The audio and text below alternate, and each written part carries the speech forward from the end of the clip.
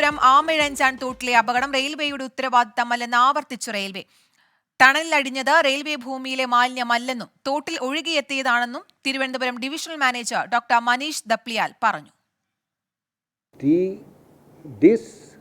On whatever is collected from the station and whatever waste you have seen on the site, they are two different things. The waste which you have seen at the site, at the location of the incident, this is all coming in the canal from the upstream. This waste is not from the station. There are certain acts. We are looking at the situation. At the moment we had given a contract to an outside agencies. We will be examining all these aspects. But the smaller aspects we have taken care of by way of the railway persons have voluntarily contributed, and they have taken care of the expenses on the yesterday which happened for that. ദുരന്തത്തിൽ മരിച്ച ജോയിയുടെ കുടുംബത്തിനുള്ള സഹായം നാളത്തെ മന്ത്രിസഭാ യോഗത്തിൽ ചർച്ച ചെയ്യുമെന്ന് മന്ത്രി V Sivankutty. ജോയിയുടെ വീട് സന്ദർശിച്ച് ഗവർണർ ആരിഫ് മുഹമ്മദ് ഖാൻ. ഷഫീദ് റാബുത്തർ ചേരുന്നുണ്ട് കൂടുതൽ വിശദാംശങ്ങളുമായി. ഷഫീദ്, ആമയിഴഞ്ചാൻ തോട്ടിലുണ്ടായ അപകടത്തിൽ ഇപ്പോൾ തലയൂരിയിരിക്കുകയാണ് റെയിൽവേ. എന്താണ് റെയിൽവേ അധികൃതരുടെ ഭാഗത്തുനിന്നുണ്ടായ വിശദീകരണം?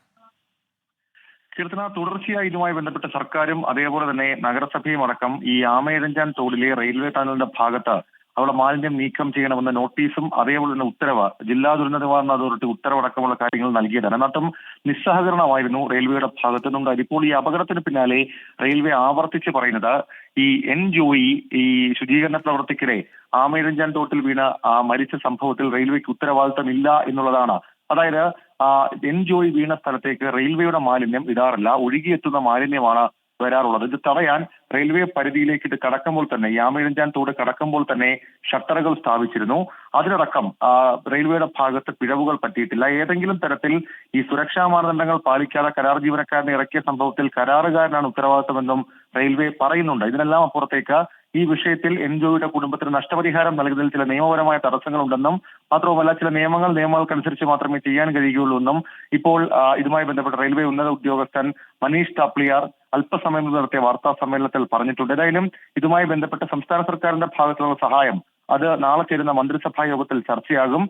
കൂടാതെ നിലവിൽ ഇപ്പോൾ റെയിൽവേയും അതേപോലെ തന്നെ നഗരസഭയും തമ്മിൽ തുടരുന്ന തർക്കം അത് അതേ രീതിയിൽ തന്നെ തുടരുകയാണ്. കീർത്തന, ശരി, ആമയിഴഞ്ചാൻ തോട്ടിലുണ്ടായ അപകടത്തിൽ ഇപ്പോൾ കൈയൊഴിഞ്ഞിരിക്കുകയാണ് റെയിൽവേയുടെ ഭൂമിയിലെ മാലിന്യമല്ല ടണലിൽ അടിഞ്ഞെന്നാണ് വിശദീകരണം.